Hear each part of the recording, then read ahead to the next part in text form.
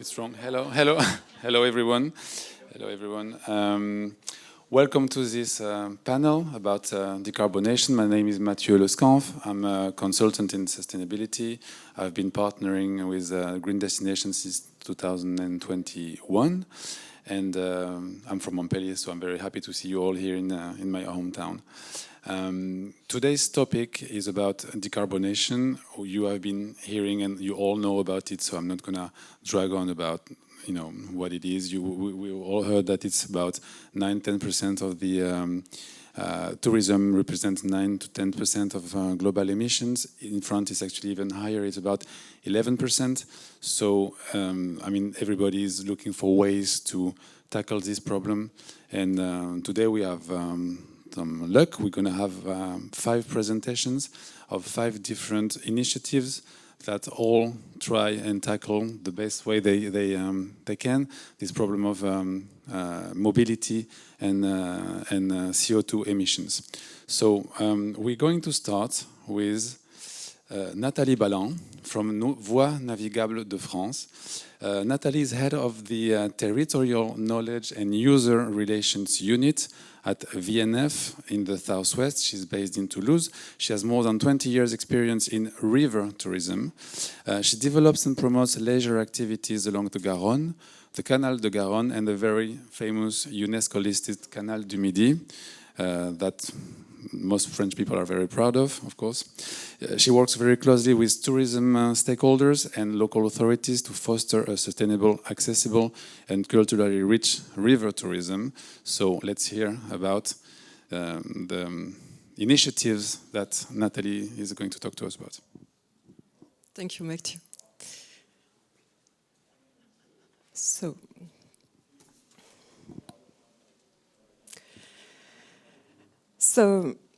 in French, I'm sorry, my English is not so fluent. Donc, je vais vous présenter le fait que notre établissement public VNF est un acteur de la décarbonation en fait, au service d'une offre touristique fluviale plus durable. Donc, en fait, tout d'abord, je voudrais vous présenter notre réseau, à savoir en fait qui nous sommes. Donc, on est un établissement public administratif sous la tutelle en fait du ministère de la Transition écologique. On est inévitablement en lien avec une délégation du ministère du Tourisme, bien sûr, quand on en a une, mais aussi avec le ministère du Transport, bien sûr, puisque sur nos voies d'eau, donc là vous voyez la carte du réseau navigable qu'on gère, en France nous avons 8500 km de voies d'eau et VNF en gère 6700. Ce qu'il faut savoir, c'est qu'en Europe, le réseau navigable français est le plus important d'Europe. Et ça, c'est effectivement très peu connu. Et sur ce réseau navigable, nous avons différents acteurs qui agissent, que ce soit en termes de transport de fret, de marchandises, mais aussi beaucoup d'activités en fait diverses et de tourisme, avec beaucoup de professionnels, mais aussi d'activités comme des activités nautiques, de kayak, etc., de plein air dans tous les cas. Donc, nous gérons inévitablement des espaces naturels et tout un patrimoine aussi technique, architectural. Et on gère effectivement des espaces aussi naturels, très variés en fait, avec toute la faune et la flore qui est associée. Nos missions essentielles sont le développement, on a des actions pour favoriser le développement justement du fret, mais aussi du tourisme fluvial et de tous les domaines collatéraux le long de ces voies d'eau. La troisième mission, qui est peut-être même la première en fait, de nos missions, est la gestion en eau. Toute la gestion de la ressource en eau, toute l'hydrologie, puisqu'en fait nous sommes un des acteurs principaux de cette gestion. Et l'eau, sur le coup, c'est un enjeu majeur de territoire. Ça va devenir aussi, et ça l'est déjà, un enjeu politique, puisqu'effectivement, on assure donc tous ces usages, que ce soit de l'eau potable, de l'irrigation, toutes les activités industrielles qui ont besoin d'eau, la préservation de la biodiversité, l'hydroélectricité, ce sont des exemples. Et effectivement, la ressource est la principale une des premières missions effectivement qu'on doit gérer.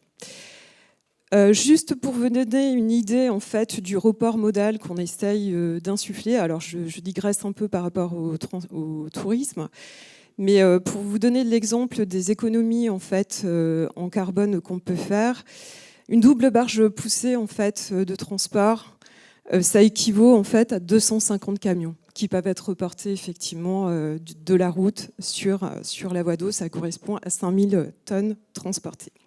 Donc nous avons deux types de gabarits, du grand gabarit, du petit gabarit. On a cité effectivement l'exemple du canal du Midi qui est un petit gabarit. Vous verrez effectivement un petit peu les illustrations en suivant.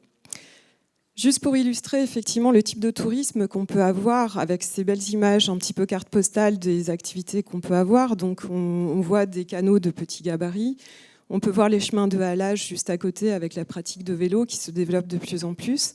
Nous avons différents types d'activités, en fait, que ce soit des bateaux de location. Donc là, vous n'avez pas forcément besoin effectivement de permis pour piloter ce type d'embarcation. Et vous pouvez louer un bateau sur plusieurs jours, plusieurs semaines et naviguer effectivement au gré de notre réseau navigable et pouvoir visiter un petit peu tout notre terroir et l'authenticité à la française. Donc vous avez aussi des types de péniches hôtels, en fait, un tourisme où il peut y avoir deux, trois cabines à bord, jusqu'à effectivement des embarcations un petit peu plus importantes qui sont des sortes d'hôtels flottants avec une centaine de chambres à bord, mais qui restent en fait des embarcations à taille humaine par rapport à des paquebots maritimes, puisqu'en fait on les considère comme des paquebots fluviaux, des paquebots de croisière, mais qui en fait ne comportent que 3% effectivement de la clientèle par rapport effectivement à des paquebots maritimes. Ce qu'il faut savoir, c'est qu'effectivement sur ce réseau navigable, nous avons des flottes assez conséquentes et beaucoup de professionnels qui agissent et qui, dans tous les cas, on accompagne énormément en termes d'opérations de verdissement. Donc en totalité, nous avons par exemple les bateaux de plaisance privés qui représentent environ une flotte de 12 000 bateaux. Et on a 1500 opérateurs professionnels qui agissent à l'échelon national avec des retombées économiques locales très très fortes. Je vous parle j'évoque un petit peu ces nombres pour les mettre en adéquation avec justement les émissions à gaz à effet de serre du tourisme fluvial qui représentent en fait 0,6% seulement de tout l'impact en fait de gaz à émissions à effet de serre par rapport aux autres activités touristiques en fait. Donc c'est quand même assez réduit parce qu'effectivement toute cette capacité d'emport est très réduite en fait sur les bateaux. Donc c'était important effectivement de le signaler, sachant qu'en plus c'est un type de tourisme très vertueux, très respectueux de l'environnement, avec des nuisances sonores particulièrement réduites. On est vraiment purement dans du slow tourisme. Et forcément, ça permet de valoriser un tourisme local de nature, de verdure, de plein air, qui respecte effectivement la population locale. Et encore une fois, voilà, c'est vraiment un slow tourisme assez intéressant. Dans ce sens, VNF, donc notre organisation, accompagne financièrement le verdissement de flotte, à savoir effectivement, et l'innovation, c'est-à-dire qu'on propose des financements à travers de subventions.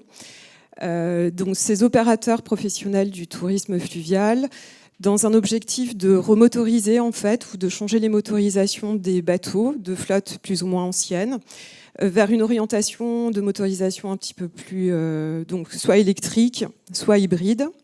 On incite aussi la nouvelle construction de bateaux. Nous avons également des dispositifs d'économie d'énergie et des études. On finance aussi les études de remotorisation. Donc depuis la mise en place de ce dispositif qui était initialement mis en place pour la flotte de transport de marchandises, depuis 2018 en fait on a engagé aussi ce financement pour la flotte fluviale touristique et 20 millions d'euros ont déjà été engagés de la part de VNF en collaboration avec différents partenaires territoriaux. Donc on en a quelques-uns d'illustrer ici, donc entre la région Normandie, sur le coup, qui était bien représentée pendant ces événements, la région Sud-Provence-Alpes-Côte d'Azur, Île-de-France, et bien évidemment l'ADEME qui contribue à ce cofinancement.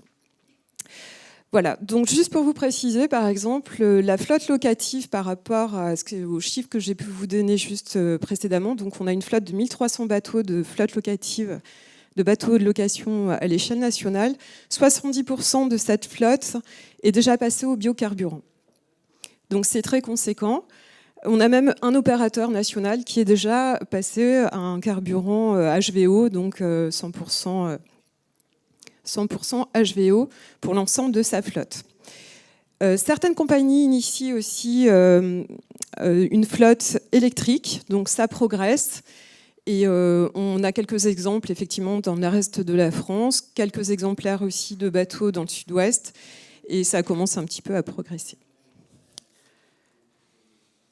Là, pour vous illustrer, forcément, c'était une représentation des Jeux Olympiques et Paralympiques 2024 qui se sont déroulés à Paris, sur la Seine, forcément, qui a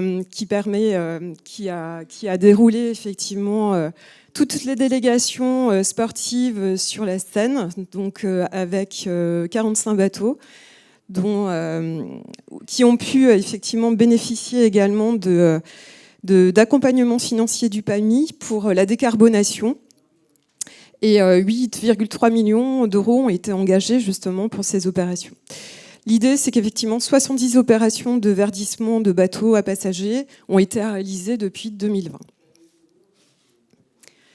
Pour vous donner un petit peu une illustration des réalisations qu'on peut avoir sur notre réseau, vous avez quelques illustrations, effectivement. Là, vous avez un premier bateau à passagers avec des batteries électriques. De l'autre, juste au milieu, vous avez toute la plaisance locative avec des bornes de recharge électrique. Et vous avez les paquebots fluviaux où, effectivement, VNF essaye de mettre en place des bornes électriques pour éviter à ce que les compagnies utilisent leur groupe électrogène, en fait, sur les quais, sachant que 70% de leur temps, ces bateaux restent à quai, en fait. Ça permet effectivement aux touristes à bord d'aller visiter les territoires. Et donc là, l'idée, c'est effectivement de réaliser des jalonnements sur les territoires, par exemple sur la Saône, entre Lyon et Pont-de-Pagny, d'avoir un jalonnement régulier pour que les paquebots puissent effectivement se brancher à quai, sans utiliser ces fameux groupes électrogènes pour éviter la pollution par particules fines et puis surtout tout ce qui est sonore aussi par rapport aux riverains. Voilà. Donc d'autres opérations aussi en termes de verdissement et puis pour éviter aussi les pollutions au niveau de nos écosystèmes naturels et surtout l'eau, on a mis en place par exemple sur le canal du Midi, enfin canal des Deux Mers, donc ça veut dire entre la Garonne à 50 km de Bordeaux, donc on va dire quasiment Bordeaux jusqu'à Sète, un jalonnement de 32 stations de dépotage. Donc le dépotage en fait permet de retirer toutes les eaux usées, les eaux grises, les eaux noires en fait des bateaux qui auparavant étaient déversées dans le canal. Donc là, auquel cas, ce sont un système d'aspiration qui permet de vidanger les cuves. Donc sachant que par exemple sur le canal du Midi, nous avons la moitié de la flotte locative, donc plus de 500 bateaux qui passent régulièrement. On a quand même, c'est un des premiers canaux les plus fréquentés à l'échelle nationale. Et ça permet effectivement d'éviter ces pollutions. Nous accompagnons aussi de manière financière, mais aussi collaborative en fait avec différents partenaires au lancement par exemple d'AMI, donc là c'est des systèmes de subvention pour favoriser en fait les gestionnaires de plaisance, donc par exemple des ports, pour essayer effectivement d'être labellisés soit pavillon bleu ou être certifié port propre. On est partenaire aussi pour favoriser les éco-gestes en fait, pour essayer de démocratiser l'utilisation de produits phytosanitaires au niveau des plaisanciers. Et voilà, on essaye d'inciter un maximum d'actions dans ce sens. Tout ce type d'actions, en fait, on les présente régulièrement. Donc tous les 2 ans, on réalise un gros événement national et international sur le tourisme fluvial et fluvestre. Fluvestre, c'est un barbarisme que VNF a inventé il y a quelques années pour exprimer en fait toutes les activités terrestres et fluviales. toutes les activités un peu connexes au tourisme fluvial, avec ce petit barbarisme. Donc en fait, lors de ces éditions, on a à peu près 500 participants, on a des tables rondes et on échange effectivement sur ces bonnes pratiques de verdissement, sur le bas carbone. Et je vous encourage à participer et connaître effectivement ce type de tourisme. Donc la prochaine édition en janvier 2027. Juste pour finir, je suis désolée si je déborde un peu. Ce matin, effectivement, Philippe a présenté toutes les actions que pouvaient favoriser les collectivités en faveur de la mobilité. Et donc, en Occitanie, effectivement, est passé l'exemple de la valorisation de l'accessibilité en train pour se diriger vers le canal des deux mers. Donc, il y a eu Moissac, mais il y a aussi des partenariats avec des prestataires comme des loueurs de vélos, comme Paulette et Lio. Donc voilà, c'est partez à vélo, revenez en train, mais aussi faites du bateau. Tout simplement. Voilà, donc sachant qu'on est ancré dans le territoire. Et voilà, merci à vous en tout cas.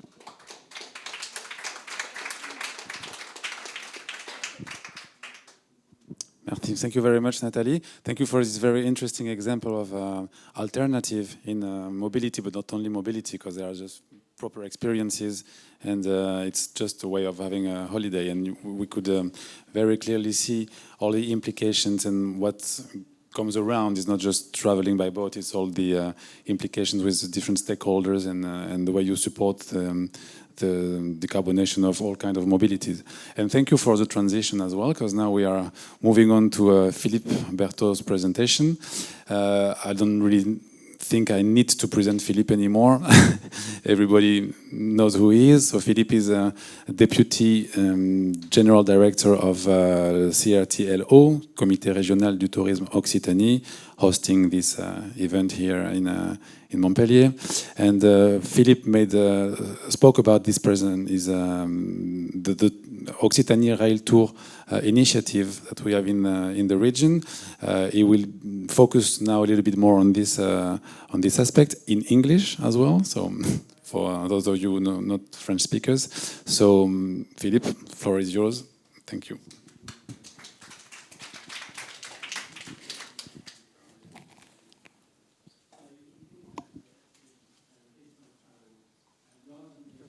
Thank you. So, hello everyone again.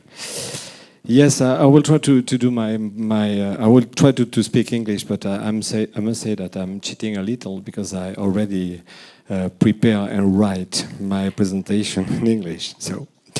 So here we are again to discuss strategy for engaging destination and region on the road to decarbonization.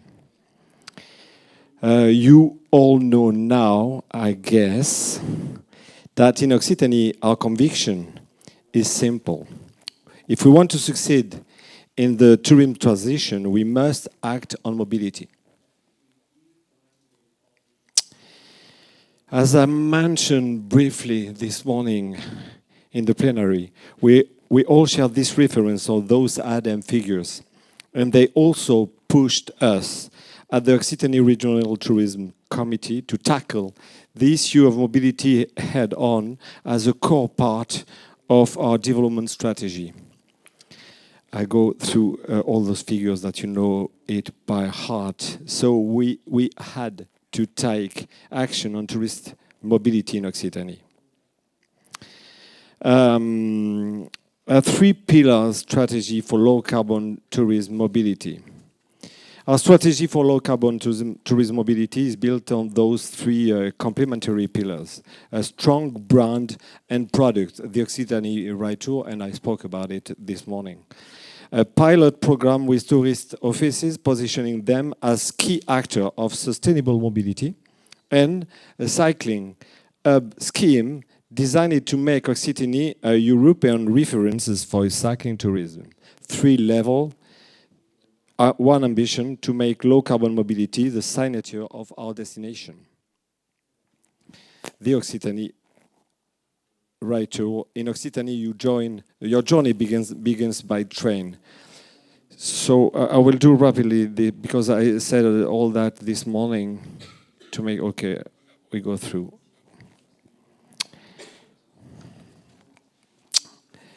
So just rapidly.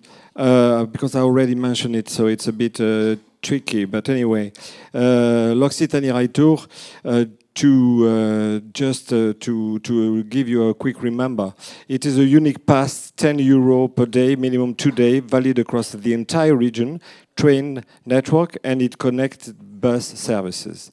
This means that visitors can travel freely across all the region, as large as Australia.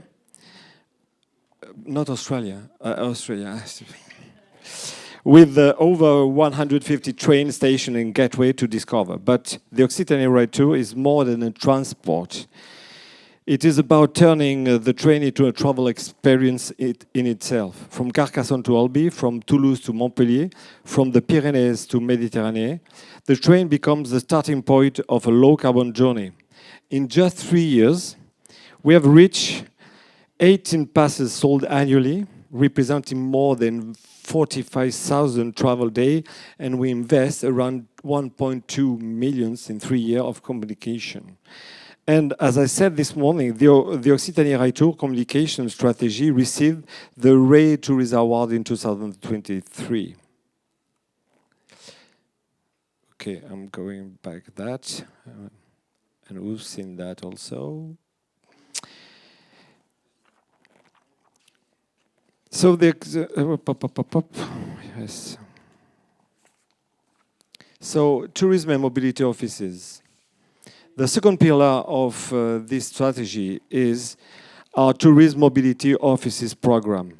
We launched this program a couple of years ago, a pilot project with 16 destinations and 34 tourist offices working hand in hand with mobility experts, local authority and transport provider. The idea is simple: to transform tourist offices into actors of sustainable mobility. Their mission include informing visitors about all available mobility options, helping them organize trips without using car, acting as local ambassadors of sustainable travel. We provide a 3-step pathway: inform about sustainable mobility options, connect tourism, transport, and local services, develop practical solutions for visitors and residents. The results are tangible. Staff trained as sustainable travel ambassadors, well-identified visitors hubs, and regional experiments now shared nationally to inspire other regions. This program demonstrates that sustainable tourism success relies on collaboration, innovation, and local anchoring. This is a project not so far from Montpellier, in the valley of l'Hérault community municipality, and it's quite interesting actually. I think they will open soon. Do you know when? No. So, but when? Ce printemps, this spring, 2006. 26. Okay, good. It's one. Okay, wonderful. So, okay, and I said all that. Then the third pillar of this strategy is the cycling hub Occitanie. The goal: to make Occitanie a leading cycling destination in Europe. We launched a regional call for interest, evaluated destination on 25 criteria, and selected 17 pilot territories. Those territories stand out for high-quality services and facilities for cyclists, offer that make cycling easy for visitors and residents, a network effect, their capacity to become regional and national references. The benefits include technical and strategic support, targeted communication campaigns, a network effect with shared resources and best practices, enhanced visibility as part of a recognized regional showcase. And importantly, we promote train plus bike intermodality as a low-carbon alternative.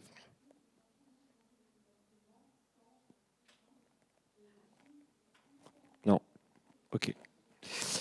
just 2 words of conclusion. So to sum up, our regional strategy rests on 3 pillars. Our ambition is to make low-carbon travel simple, attractive, and accessible for everyone. This journey started with the most motivated destination through collective co-construction, supported by Regional Tourism Board CRT Occitanie, with training and strategy. And behind each pilot project, there is always the same ambition: to create tools, models, experiences that can be shared and replicated. We believe this approach can inspire your destination as well. So let's go and welcome on board. Thank you for your attention.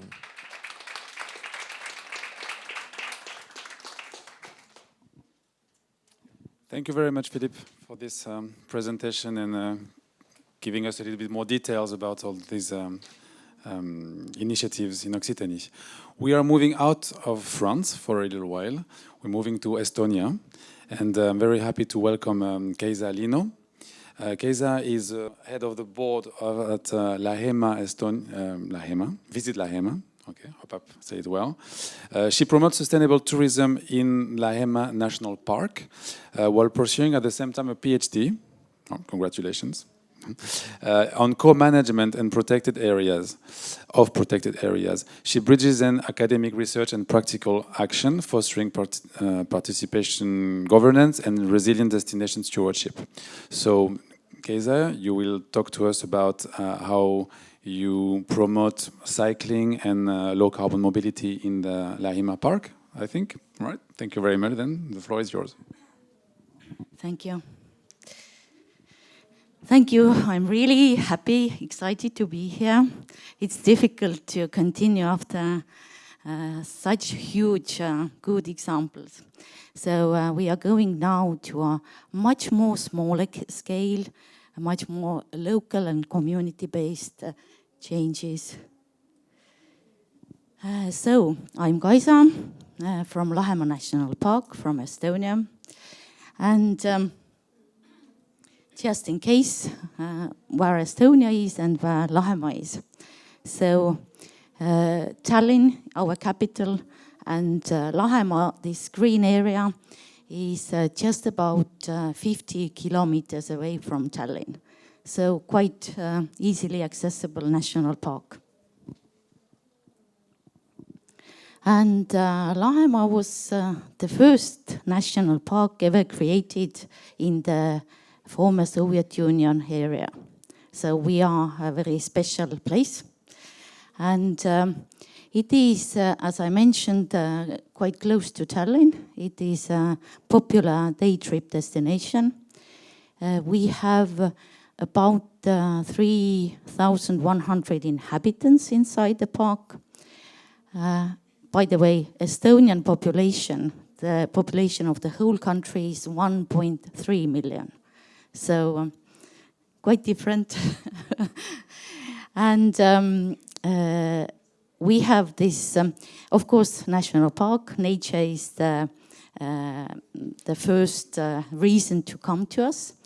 And we have this one particular popular place, Viru Boog, this wonderful landscape where most of the tourists come.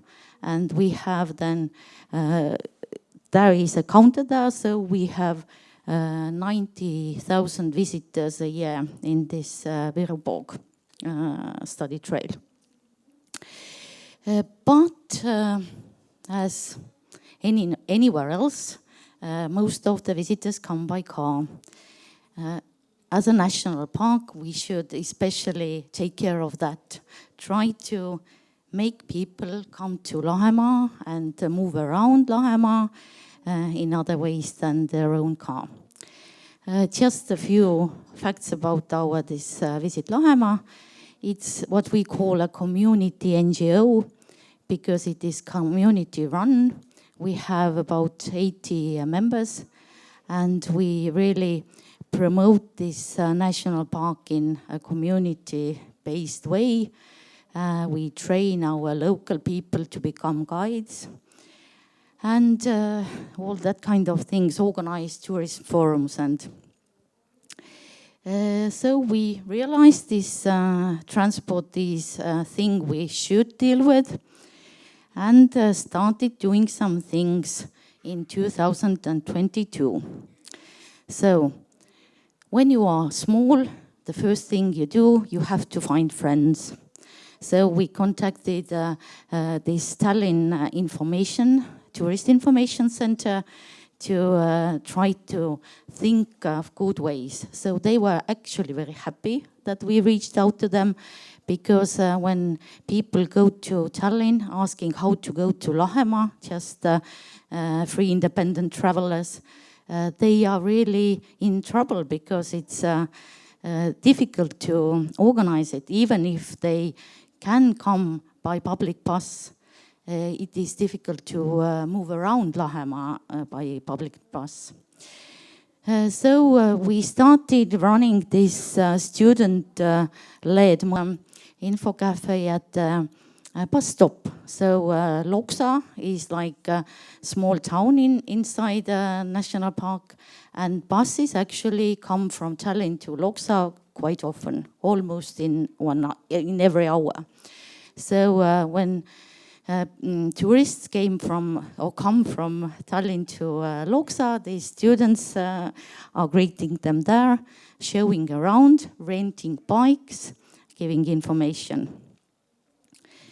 So once I was on a public bus, just coming back from Tallinn, and I saw how I think they were Dutch tourists trying to find this bus stop at Viruborg. And they had trouble with it. So I realized that the bus stop name is wrong. It was just Loksa tee, meaning Loksa road.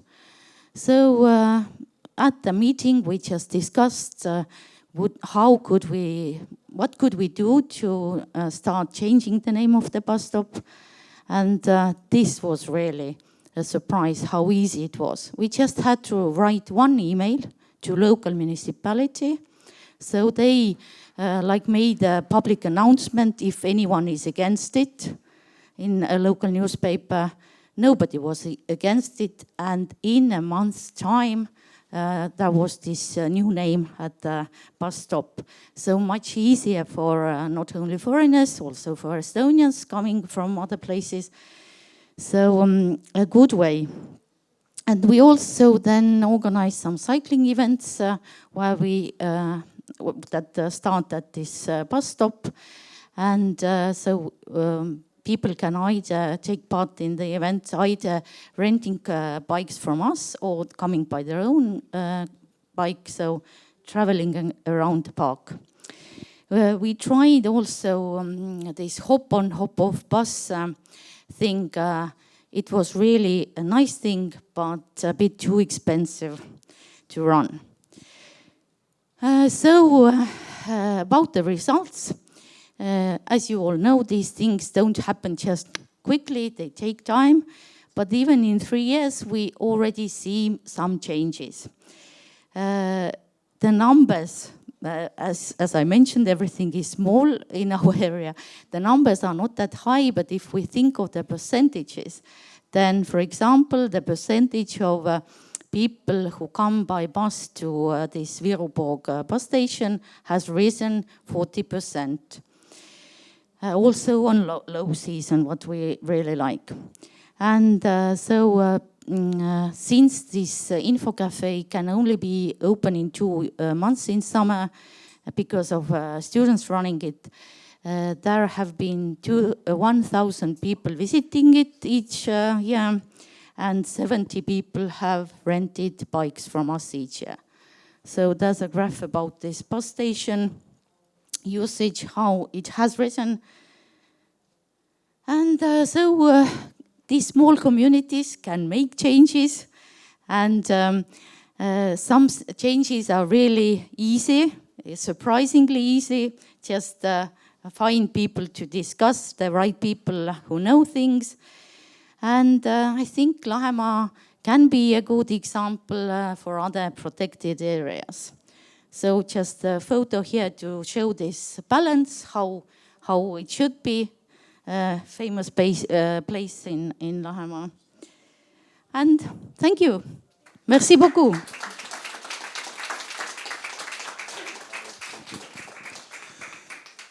Thank you very much for this very inspiring example. You were saying earlier that you were feeling a little bit bad to come after those big projects, but I just wanted to stretch that even if you work at a regional or national level, it always ends up being local problems you have to solve, and it's a series of local problems. And you know, we all know that the last kilometer situation is always the most complicated. So, congratulations and thank you for sharing this experience. We're moving back to France. I hope we're not fed up with French experiences, but we're going to Normandy. Normandy with Fabienne Dechassé here. So Fabienne is a project leader for sustainable tourism at Normandy Tourism.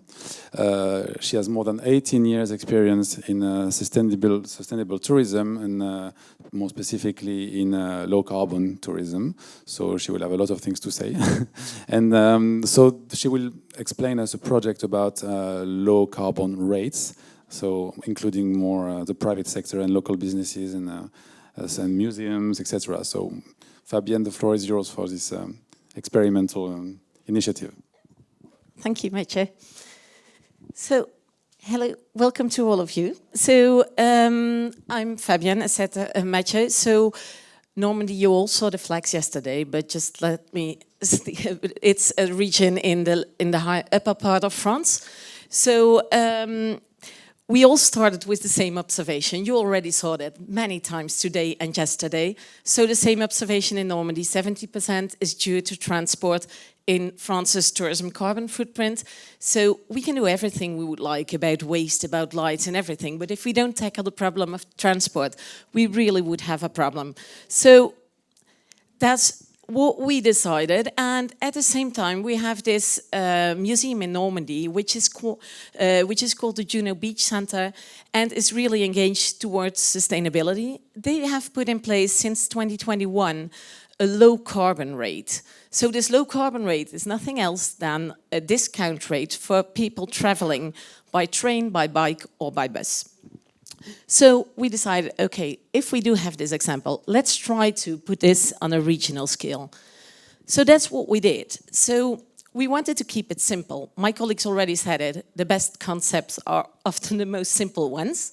So a simple concept, over 90 sites and museums in Normandy give a discount of at least 10% for visitors using 1 out of 3 sustainable transport modes: bike, bus or train.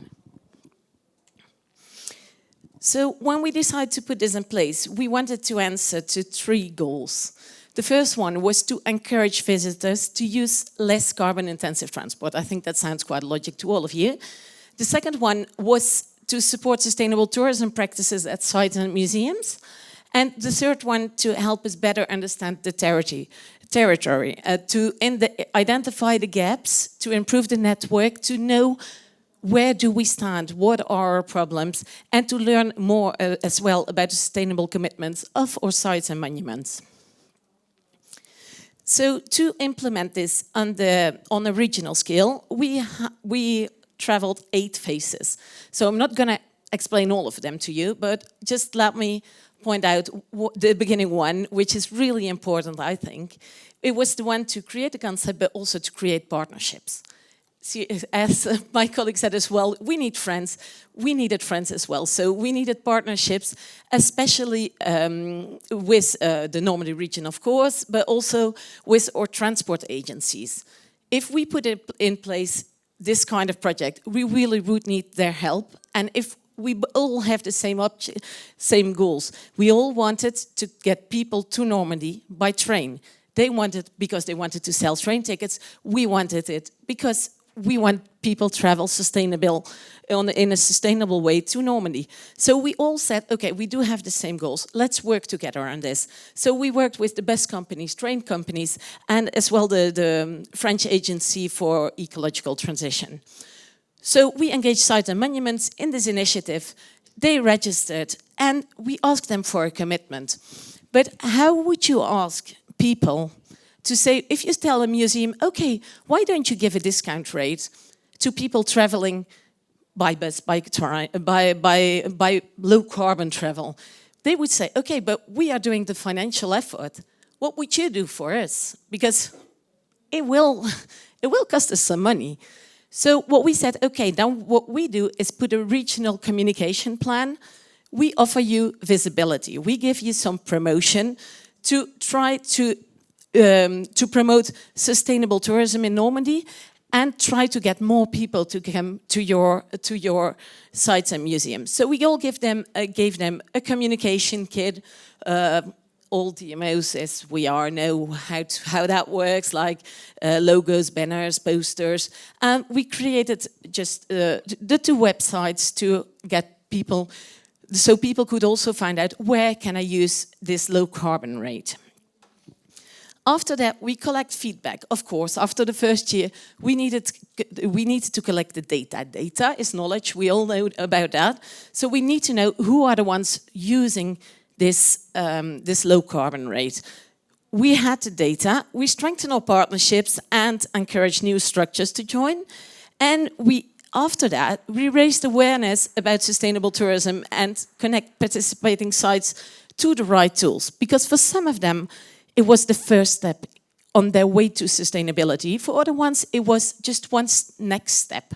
But we all needed to connect them to the tools we already have in place in Normandy, so they can move forward on their way to sustainability. So, I think you might have understood, it's benefits for both. For sites, for local authorities, let's even say 3 of them, because the tourists even have a discount. So for the sites, of course, they attract new visitors, they benefit from a regional communication plan, and for the local authorities, of course, we promote decarbonization by encouraging eco-friendly transport. We had a lot of talk about which companies could join in. We decided to concentrate on museums, tourist sites, leisure activities, events, and tourist offices, and guided visits, and not on accommodation, restaurants, sites free of charge. Why not? Just because it was more simple. We wanted it to keep it simple for the beginning, and maybe later we will have a thought about how to expand it. But for the moment, we really want to keep it simple for the tourists to understand where can I use this rate, but also for our partners who can join this project. On the transport modes, same idea. We had a lot of talking about, okay, who can use this discount? We decided on the train, the bus, the bike, and not pedestrians, carpoolers, or electric or thermical. I could talk about hours for you, why we chose those.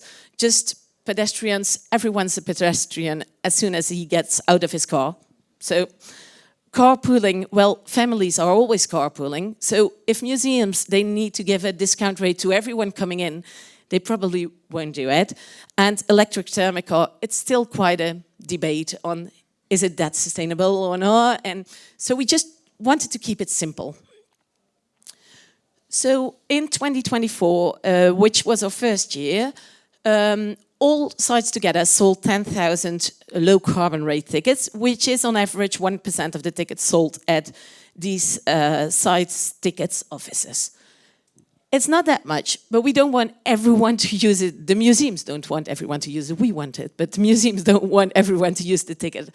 And we need to grow. We tried. This was the first year. We don't have the numbers yet from 2025, but we'll see and we'll adapt if necessary.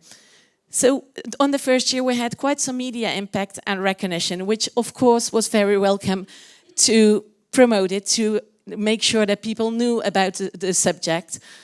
And so from now on, well, we will evaluate and share our results through a feedback session with the sites. Maybe they have some ideas how we can move forward. What can we do now? What will be next? Of course, we support our partnerships. We do continue to work with them. They do offer also discount rates for families during a weekend and stuff like that. So we could do a joint promotion. We can do quite a lot of things with it. And it's really nice to have good support on their side. And we are thinking about expanding the initiative, as I said before, including new sites or accommodation providers, maybe sites free of charge who could offer just a welcome gift. Don't know yet, but there's room to progress. And let's see what it will give in a few years. So thank you for your attention. Thank you very much, Fabienne. Thank you for this idea that seems simple, but it's probably not that easy to execute and implement. And I'm sure that it will inspire other destinations to do the same. We are now going away from France again to a further destination. We're very happy to have a Japanese destination here with us today. We are here with Haruka Sueyoshi, right? Tourism Director of the Straits city Kanmon, and she leads sustainable tourism in Shimonoseki and Kitakyushu. And she's trying to unite communities to balance cultural heritage, growth, and long-term resilience. And I heard that you have a very interesting mobility infrastructure design, very specific there in your destination. So please, the floor is yours to explain this to this audience. Thank you very much. Thank you.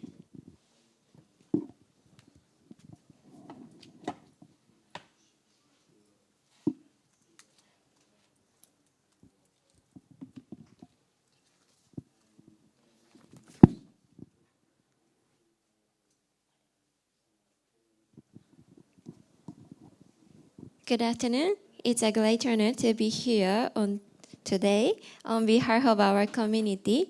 My name is Haruka Sueyoshi from the Straits City, Kanmon DMO. I'm very happy to share our story with you today. So, let's start islands. They are Hokkaido, Honshu, Shikoku, and Kyushu. Our destination, Kanmon, is they are Honshu and Kitakyushu and Kyushu, two separate islands, and its narrowest point, the strait, is only 700 meters across. Because it's so narrow, the area looks like one big city. But if you look closer, you see wonderful attractions on both sides. On the Kyushu side is Mojiko Retro, a historic area with beautiful old red brick buildings, the most famous of which is the Mojiko train station, an important cultural property of Japan. On the Honshu side is Shimonoseki, which has a busy fish market, the historic shrine, and Ganryujima Island, famous for a duel by samurai Miyamoto Musashi. Both sides have wonderful things to see, but they have always been promoted as two separate places, so this was a big problem. Specifically, 90% of Japanese people are aware of the cities of Shimonoseki and Kitakyushu, but only 35% are aware of the Kanmon area as one place. This shows our reality. We were seen as two separate places, not one. And this division was our biggest barrier to sustainable tourism. So why was our region divided? We had three main challenges. First, we have different governments. Shimonoseki and Kitakyushu are in different prefectures. This meant our tourism plans were separate. Working together was difficult. Second, we didn't focus on our shared resources. Each city promoted only its own attractions. We didn't promote the beautiful strait that connect us. Third, there is a deep history of conflict. In the past, famous battle were fought here. This history created a feeling of two separate sides, not one community. We had to overcome these three challenges to become one destination. We discovered that infrastructure tourism is the key to overcoming this division. Infrastructure tourism is a very simple idea. Instead of focusing on our differences, we decided to celebrate the amazing things we share, such as these bridges and tunnels that connect us every day. Let's look at some examples. There are many ways to cross the strait. We have the Kanmon Bridge high above the water, and we have the tunnels deep under the water. There are tunnels. For the cars and regular train, and for the Shinkansen, 3 tunnels here. And we also have a special tunnel just for people. You can walk from one island to the other. And of course, there are ferries on the water. Altogether, we call these the 7 paths. For us, they are more than just infrastructure. They are symbols of a connection. So how did we turn these symbols into tourism experiences?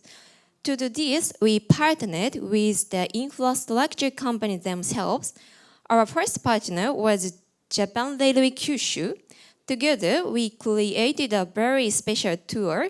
For the first time, visitors could enter the Kanmon Railway Tunnel, an area normally closed to the public. Here, they can experience the history and technology of Japan's first undersea tunnel.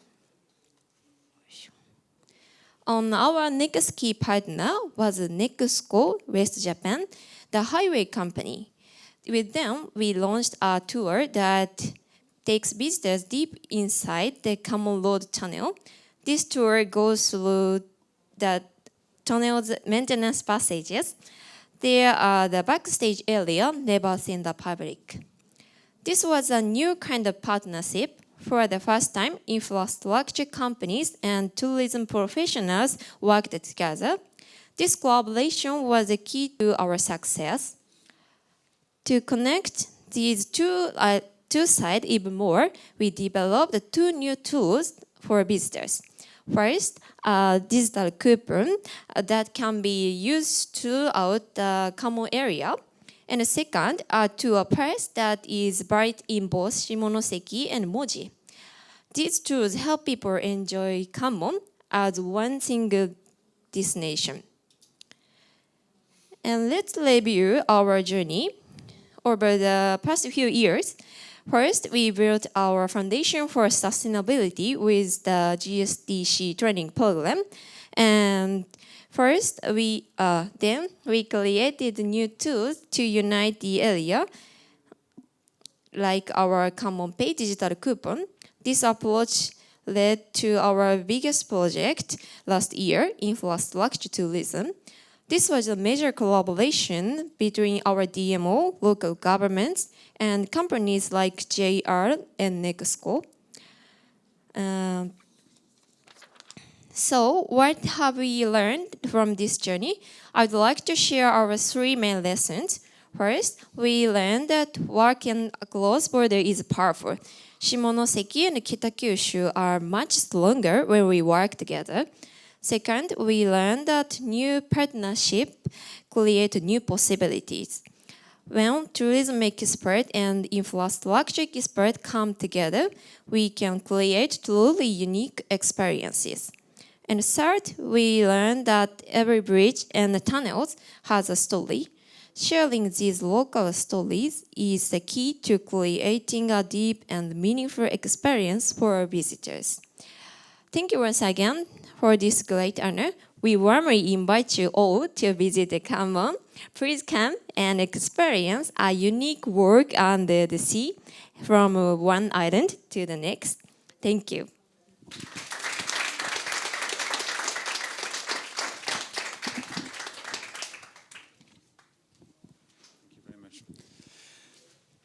Thank you for this sharing with us.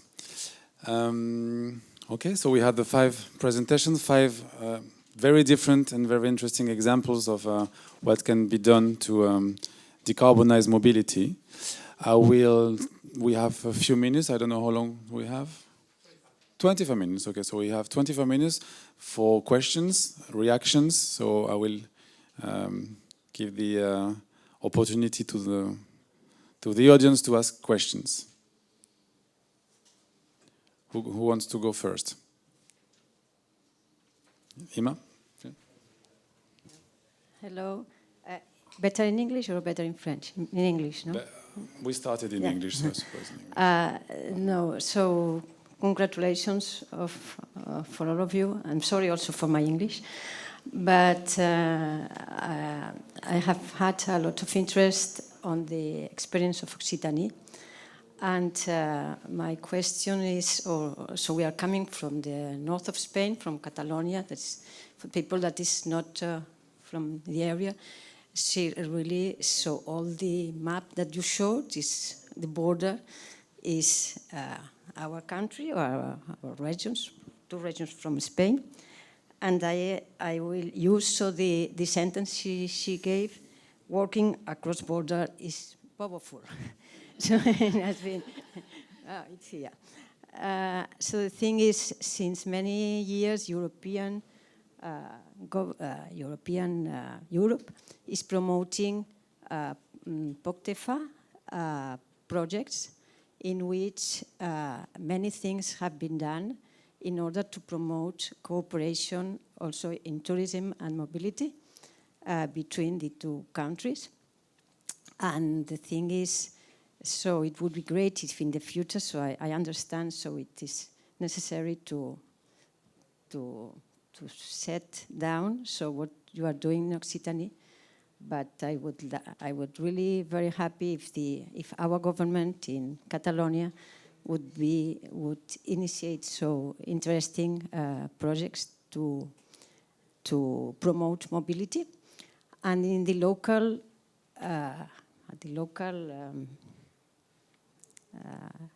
site, town, and he will speak this afternoon also, of a little town by the coast that they are very engaged in sustainability.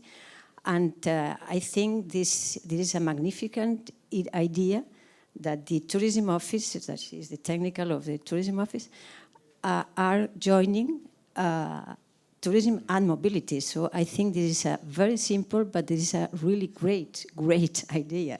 So congratulations, and I hope that we can follow your example. Thank you. Okay. I'm not sure it's that simple, but maybe Philippe will say so. Pardon.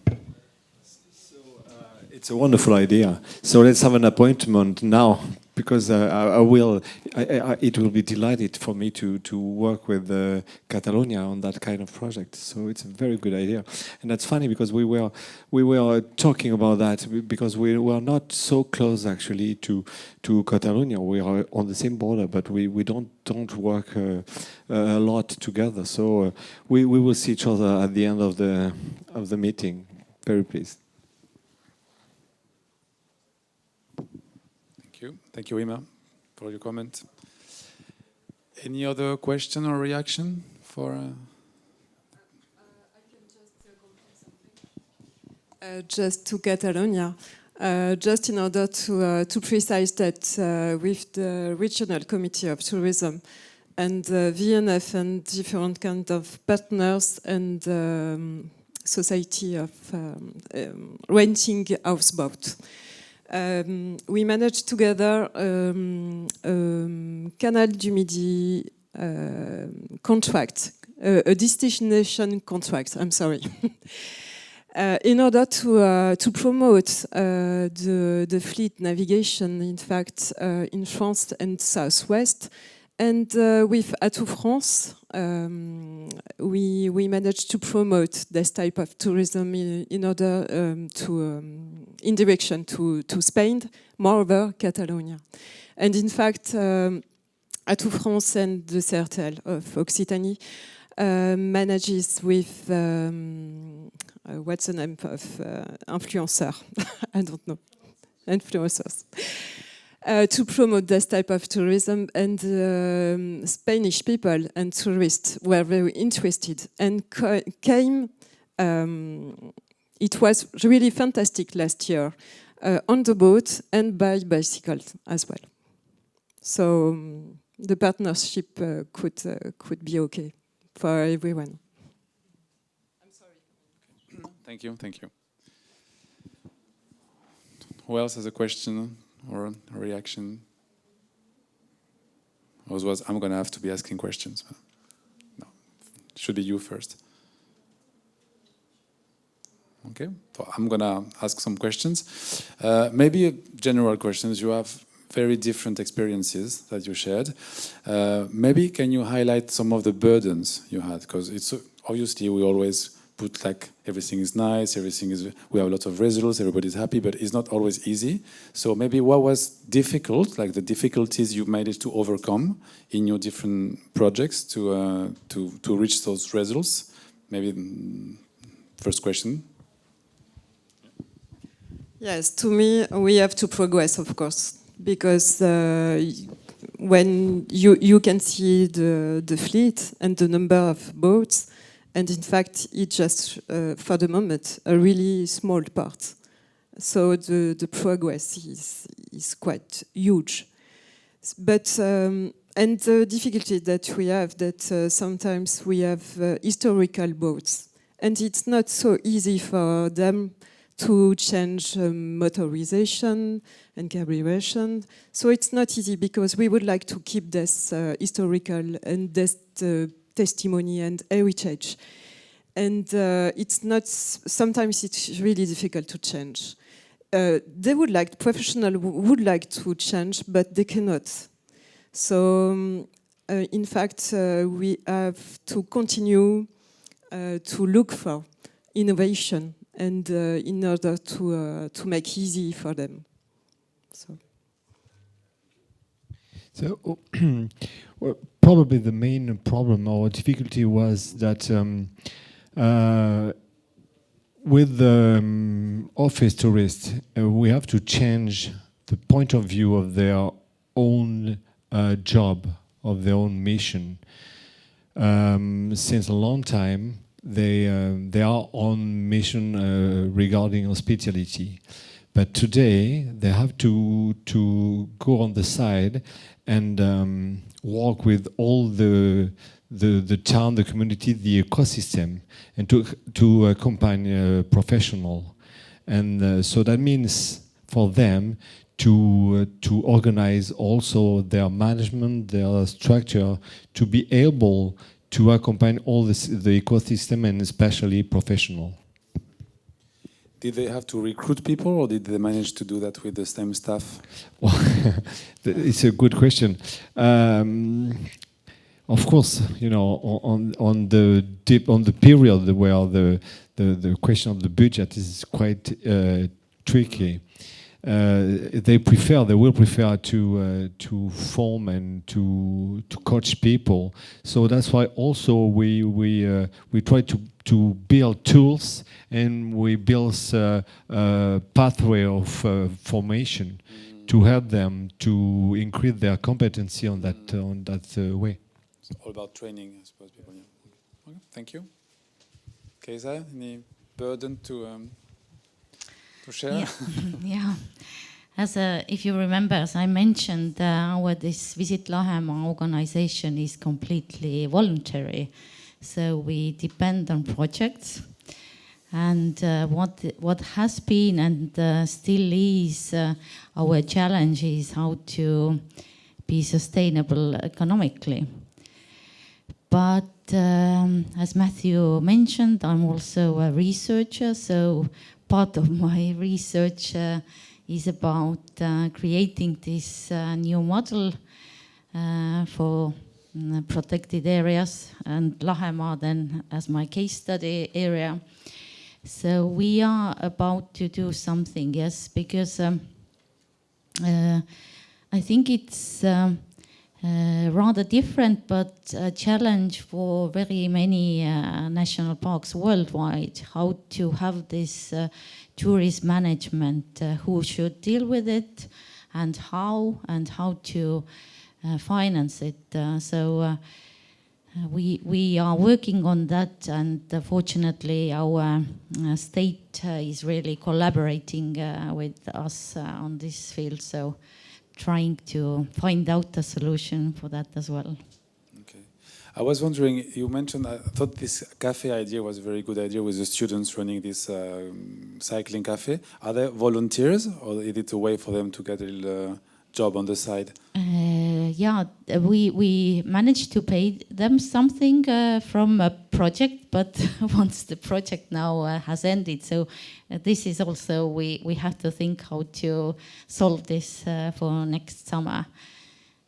Because yes, there are these students, they have quite many possibilities of working in a national park, so they would like to earn some money during summer. So it shouldn't be only voluntary, and just by having this information center and municipalities not supporting us, so is a tricky thing. Okay, so a budget challenge. Yeah. Thank you.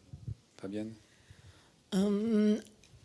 Sorry, I think the most important burden was more that we did have quite some sites telling us like, okay, but we're not easily, there's no easy access by public transport to our site or monument. So you want us to communicate about a low carbon rate, but if people can't easily get to the site, it would be quite some miscommunication. So we would love to have a network as in Occitanie by train or anything, but it's a little less in Normandy. It's good, but we do have quite some places where it could be better. So first thing we did is to get their answers, and we talked to the train and bus companies to show them the gaps. You can imagine that if it's a site which has 2 million visitors a year, they really are listening and saying, okay, yes, that might be really interesting to change how we get there. But if you're just talking about a really little mini golf site, well, maybe they will not adapt trains and buses for just that site. So we do have some problems on that side. So what we said is like, okay, we accept train tickets and bus tickets with how do you call it? Which from 7 days ago. So if you come to Normandy, because it has been shown by studies that the transport to Normandy is more carbon expensive than when people travel within Normandy. So if they decarbonize their way to get to Normandy, so if they have a train ticket from Paris, for example, to Normandy, they can use that as well, even if they are traveling by car or electric car or anything, because they have like 7 days to use their discount. So okay.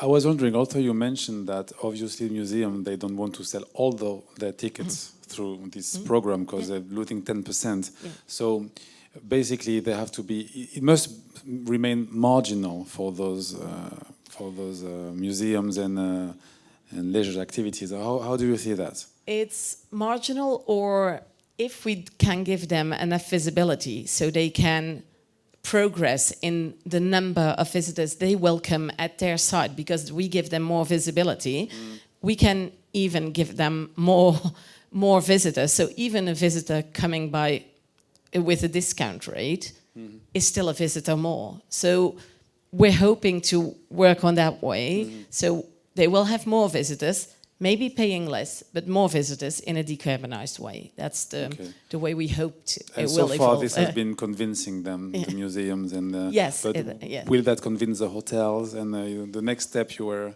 saying, do you think this is well, hotels doable? is quite another question, because you do have quite some problems, like 10% for a museum or a site, you're talking about €1 or €2. Yeah. If you're talking about hotels, well, you might talk about 20 euros or anything. So we're not in the same scale. So it's really, and they're working with OTAs and they're working... Commissions as well. Yeah, commissions and everything. So it's quite another question. So that's Exactly, why yeah. we didn't move on to that yet, and we really want to sort that out before proposing it to Okay.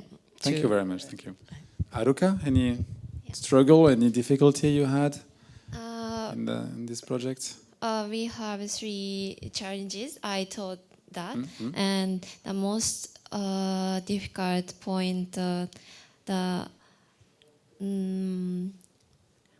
infrastructure company is not tourism expert, so we approached them first time. They say show the tunnel inside is no. So we spent 2 years. So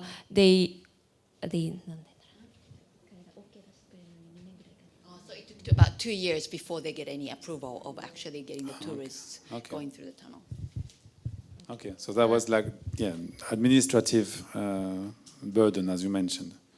Okay, all right, thank you. Any other questions? Yeah, sure.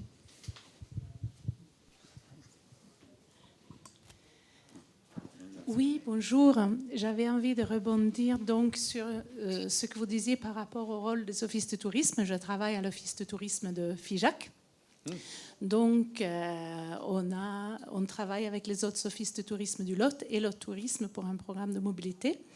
Ce qu'on constate déjà, c'est que les demandes par rapport au transport en commun, est-ce que je change en anglais? Je me rends compte que je parle en français avec un accent déjà. Maybe. So I would change it into English. So I work at a tourist office in Figeac, which is a very beautiful town in the Lot region, and we are working a lot to approve public transport and people's use of it. And we have really a lot of demands, more and more demands from people who want to take public transport. Sometimes it's like one of my fellows said that we have actually the impression of working for a public transport company some days. So I think it's more about forming the staff, educate the staff about which possibilities there is. We might not need more people to do the job, but we need to have the proper information.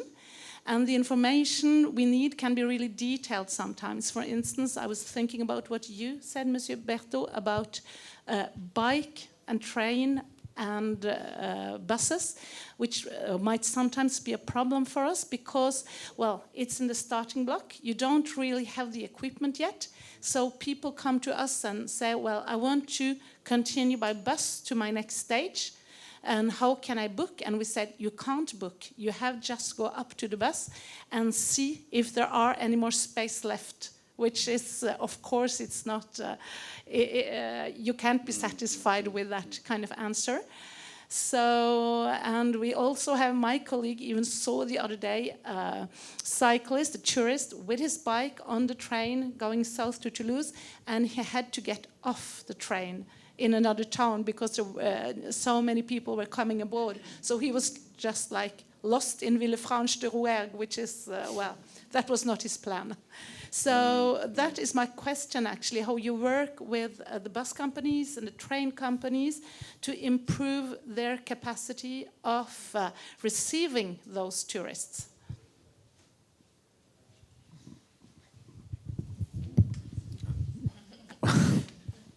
What a question. But you're right. I mean, the difficulties is that we are trying to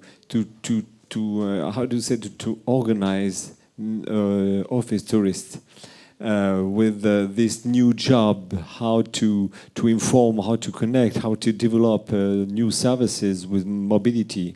But the question is that beside there is providers of services, and it's difficult because you've got the SNCF, National Railway Company, then you have the region, and the fact is that the services that SNCF is providing is not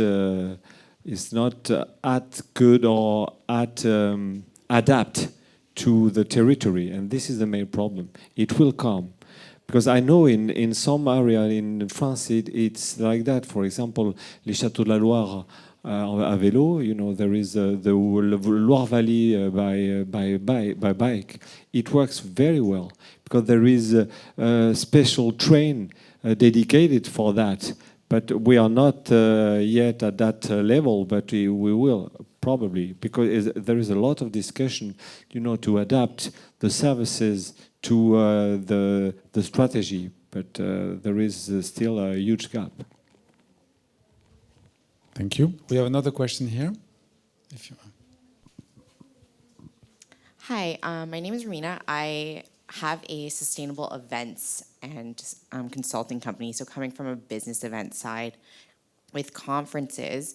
So if I bring a conference to like the biggest city or nearby city, can these transportation services be adopted? Like, can I buy a group pass for 150, 200 people to take the train in L'Occitanie or in Japan or wherever? Like, can this help fund it because it's a big conference coming in, and then can you adopt it so that we can encourage slower travel so I can spend an extra day after the conference and travel around and see the spaces? I think Montpellier has been a very good example of that for this conference, but I mean, I'll leave the floor, the panelists answer. I'm sorry, I didn't really all understood the question. En français peut-être. La question c'est est-ce qu'ils peuvent venir avec un groupe, donc c'est quelqu'un qui a une entreprise d'événementiel, est-ce qu'elle peut venir avec 150 personnes et être sûr que elle va pouvoir prendre le train et se déplacer ensuite en vélo, etc. Yeah, in Montpellier, I think it's possible. Yeah.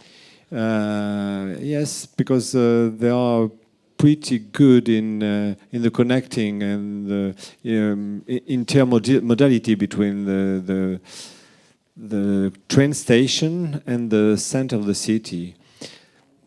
It's more difficult at the moment between the airport to the center of Montpellier. Things are moving, but I think it's possible now. Okay. Any other question from the audience? We have another few minutes. Emma, again, yeah, sure. Yeah. No, because something that was also explained is also the problem of what they say the last mile, no? And in Normandy, so you go to visit the sites, but very often the sites are, 2 kilometers from the town. And if you go to the site, afterwards you want to have lunch or buy something at the town. So we were there last September with our car.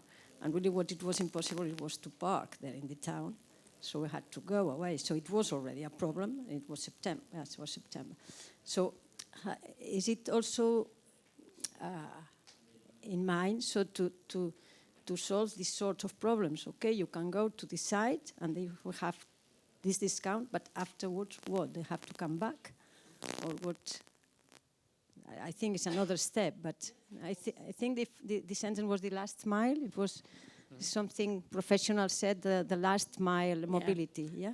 It's the last mile problem, and I think we all know about the last mile problem as hotel accommodation and everything is not always in the city center of a large city, which is accessible by train or by bus. So. Yes, we're working on it, but no, there's not yet an answer to everything. Where some hotels or other sites, they are proposing something like, okay, let's work either with the bus company, either maybe we go and we go to the railway station and look for our customers with a little van or anything. They try to find solutions, but no, we don't have yet a solution to everything. And I think it's a large-scale problem, and we really need more buses and trains and the capacity to solve all those problems. But France is big, and probably as is Spain or anything, we don't have the density of the network that would allow to have to not have a last mile problem. So I think it's the same problem all around the world, and we have to also accept that not everything is sorted already. Just like Natalie was saying, that there are some conflicts in sustainability as well. You want to preserve historical sites, historical boats, and you want to modernize them. So there are some conflicts, and we have to live with it and try to manage them as much as we can, as well as we can. So I think time is finished. So I wanted to thank you very much, our 5 panelists. Thank you so much, and I need a big round of applause. Thank you for sharing those inspiring experiences and initiatives. Thank you very much, and have a nice lunch break, everyone. Bye.